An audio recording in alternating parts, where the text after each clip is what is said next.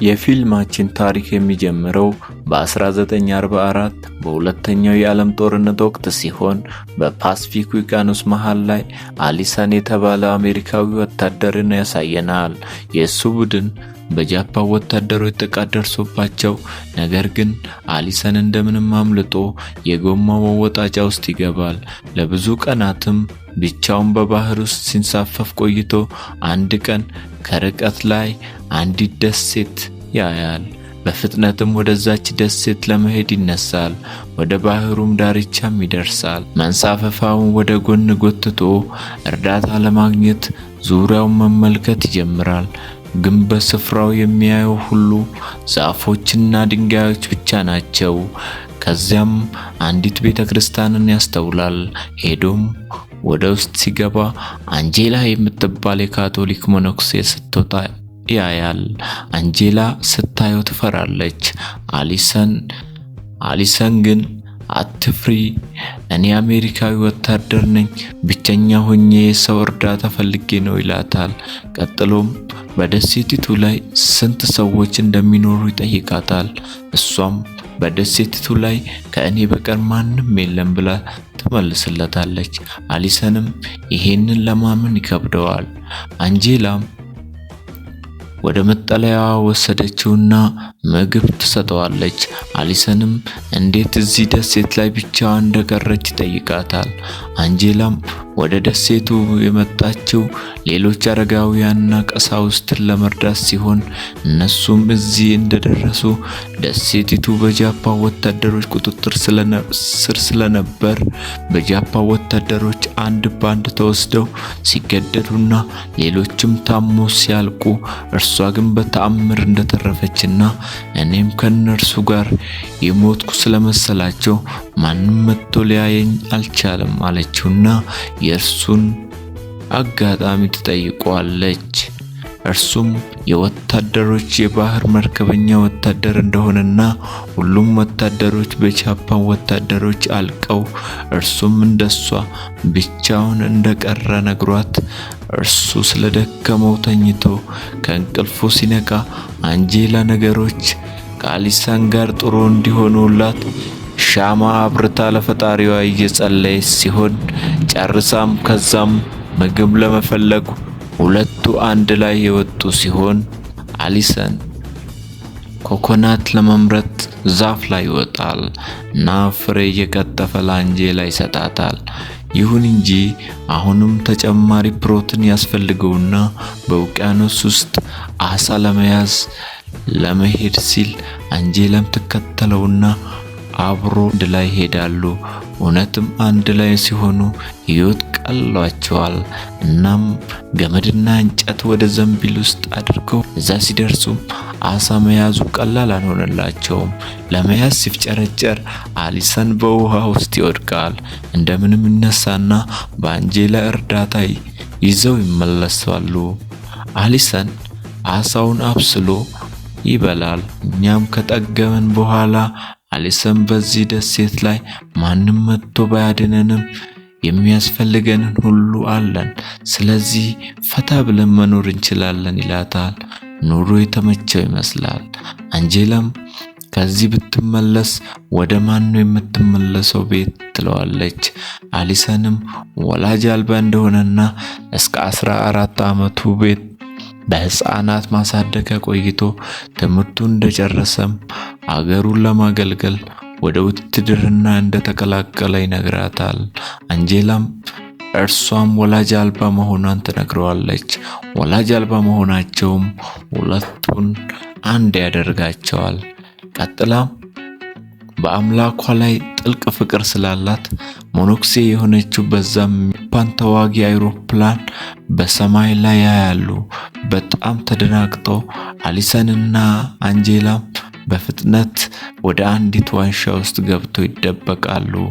ምክንያቱም በወታደሮቹ ከተገኙ ሕይወታቸው አደጋ ላይ እንደሚወድቅ ስላወቁ እዛው ዋሻ ውስጥ ለጥቂት ቀናት ባሉበት ይቆዩና አንድ ቀን አሊሰን እዛው ትቷት ወታደሮቹን ለማየት ይወጣል። ወደ አንጄላ ሲመለስ እርሷ እያለቀሰች ነበር። በሰላም መመለሱም እፎይ ያስብላታል። የት እንደሄደ ሳይነግራት መሄዱ ያናድዳታል። በዚህም ወቅሳው እንደገና ላለማድረግ ቃል ይገባላታል። በማግስቱም አሊሰን ለአንጄላ አበባና ማበጠሪያ ይሰጣታል። ይህም እርሷን ያስደስታታል። ሲቀጥልም አሊሰን ሞኖክሴ ከመሆን ይልቅ መደበኛ ኑሮ ስለመኖር አስበሽ ታውቂያለሽ ብሎ ይጠይቃታል። የሆነ ነገር አስቧል። አንጄላም የመጨረሻዋን የሞንክስና ሕይወት እንዳልወሰነችና ከመጨረሻ ውሳኔ በፊት ቤተክርስቲያን 5 ዓመት እንደምትሰጥ ትነግረዋለች። በድንገት ድምፅ ሲሰሙ የጃፓን ወታደሮች ደሴቱን ለቆ መውጣታቸውን ይገነዘባሉ። በዚህም ከመጠን በላይ ደስ ይላቸዋል። ካምፑ ውስጥ ከጃፓን ወታደሮች የተረፈ ቁሳቁስ፣ ምግብ ስላገኙ ከአሁን በኋላ በዚህ እንደማይቸገሩ ያስባሉ። አሊሰንም ነገር ሲጀምር ለአንጄላ ሕይወቱን በሙሉ ብቸኛ እንደነበረና ብዙ ችግሮችን እንዳሳለፈ ነግሯት፣ አሁን ግን በእሷ ደስተኛ ለመሆን ይፈልጋል እና እንድታገባው ይጠይቃታል። አንጄላም በጣም በመደንገጥ ከጦርነቱ በኋላ በፍጹም ራሴን ጠብቄ ለመኖር ለእግዚአብሔር ቃል እንደገባች በመናገር ያንን ቃል ማፍረስ እንደማትፈልግ ትነግረዋለች። አሊሰንም በመልሷ ልቡ ይሰበራል። እርሷም ይሄንን ስታይ ስሜት ስለጎዳው ይቅርታ ትለዋለች።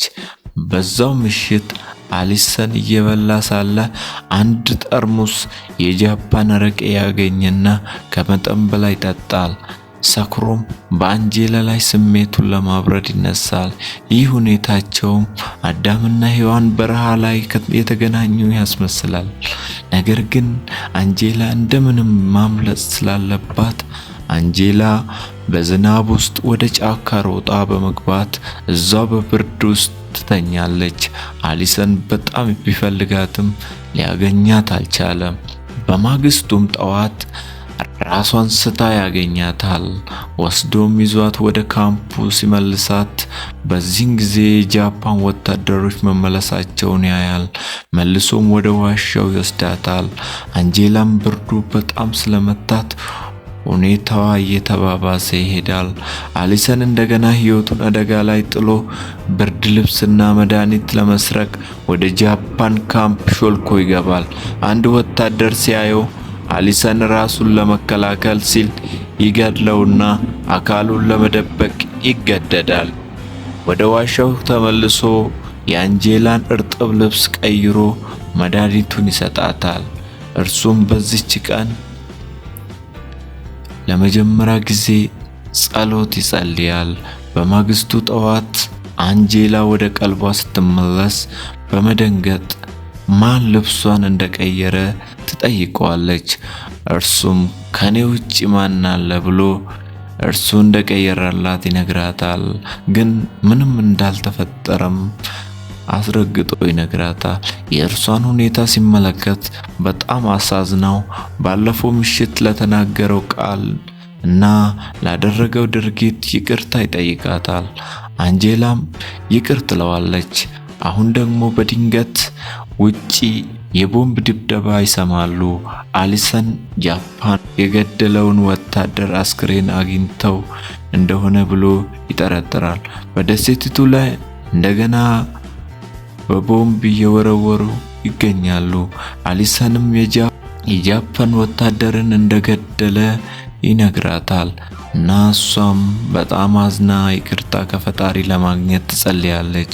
የጃፓን ወታደሮች ዋሻው አጠገብ ደርሰው ማንም ካልወጣ ወደ ውስጥ የእጅ ቦምባችንን እንደሚወረውሩ በመናገር ማስፈራራታቸውን ይቀጥላሉ። አንጄላና አሊሰን ተስፋ የመቁረጥ ስሜት ይሰማቸዋል። መጨረሻቸው እንደቀረበ በማመን አንጄላ ጸሎቷን ትቀጥላለች። ከዛ በኋላ ግዙፍ የቦምብ ጥቃት እንደገና ይጀምራል። ውጪ ያሉት የጃፓን ወታደሮች በድንጋጤ ይጮሃሉ።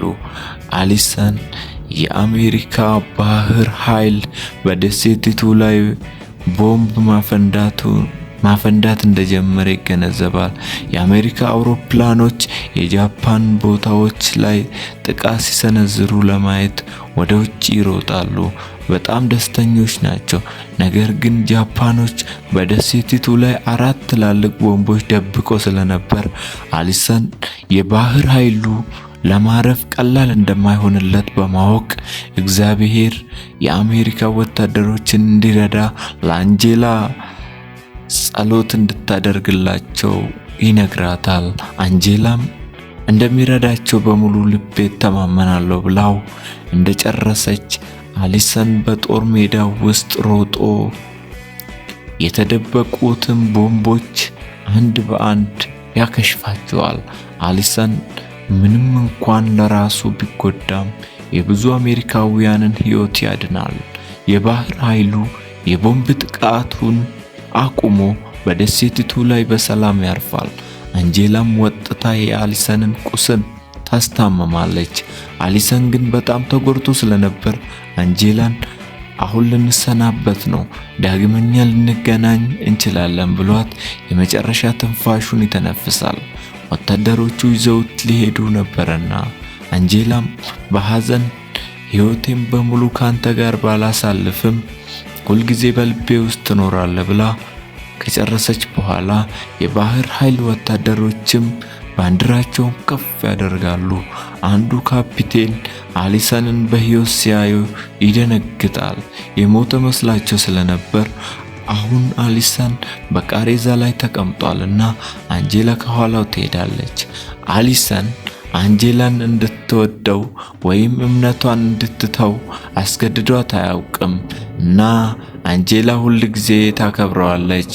ይሄ ፊልም የሚያሳየን እውነተኛ ፍቅር ሁለቱ ሰዎች የተለያየ ዓለም ቢኖራቸውም በሕይወት አጋጣሚ ተገናኝተው አንድ ላይ ተስማምቶ መኖር እንደቻሉ ያሳየናል።